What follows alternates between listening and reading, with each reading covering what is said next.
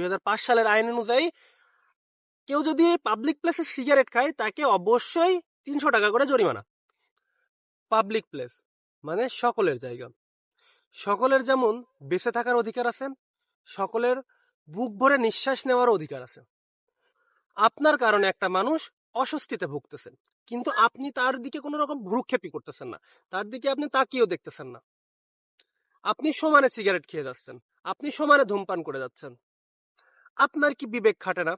আপনার জন্য একটা মানুষ, পাশের মানুষটা ঠিক করে নিঃশ্বাস নিতে পারছে না, এটা আপনি কিভাবে বিচার করবেন? আপনার কি কোনো বিবেক নাই? আপনার কি কোনো বুদ্ধি নাই? আপনি কি এটার বুঝেন না? একটা মানুষ আপনার কারণে ধিকে ধিকে ক্যান্সারের দিকে আগায় যাচ্ছে, অসুস্থতার দিকে আগায় যাচ্ছে। আপনার পরিবারের সন্তান, আপনার বাবা মা, আপনার আত্মীয় স্বজন যারা আছে তারা কিনা ক্যান্সারের দিকে এক ধাপ এগিয়ে যাচ্ছে, এক ধাপ এগিয়ে যাচ্ছে কোনো অসুস্থতার দিকে, শুধুমাত্র আপনার ধূমপানের কারণে। প্রতিটা দিন কেউ না কেউ ক্যান্সারে আক্রান্ত হচ্ছে, আর আপনি কি করতেছেন? সেই দিকে কোনো প্রকার ভ্রুক্ষেপ করতেছেন না।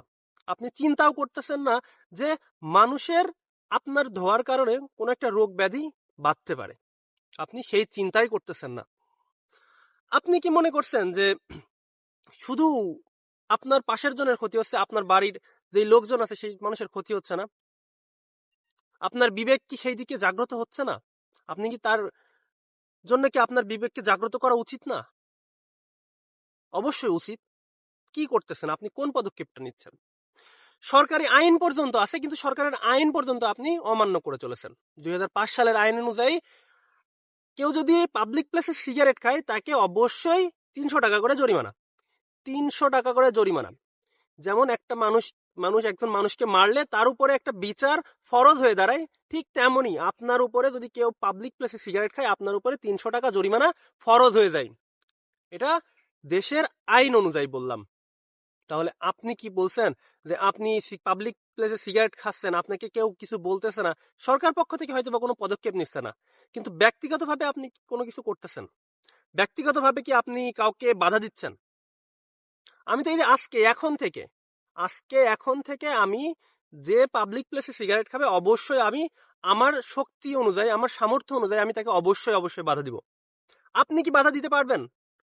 যদি বাধা দিতে পারেন তাহলে অবশ্যই আজকে আমার এই ভিডিওটা দেখার পর থেকে অবশ্যই কিন্তু আপনার উচিত হয়ে দাঁড়াবে এবং আপনার নৈতিক দায়িত্ব হয়ে দাঁড়াবে, আপনি অবশ্যই এই যে সব থেকে একটা নিকৃষ্ট কাজ, দেখতে ছোট কাজ কিন্তু সব থেকে নিকৃষ্ট কাজ, এই কাজটাকে আপনি রুখে দাঁড়াবার জন্য অবশ্যই আপনি রুখে দাঁড়ানোর চেষ্টা করবেন। আশা করি আমার কথাটা বুঝেছেন। যদি বুঝে থাকেন তাহলে অবশ্যই ফলো দিয়ে পাশে দাঁড়াবেন। ধন্যবাদ।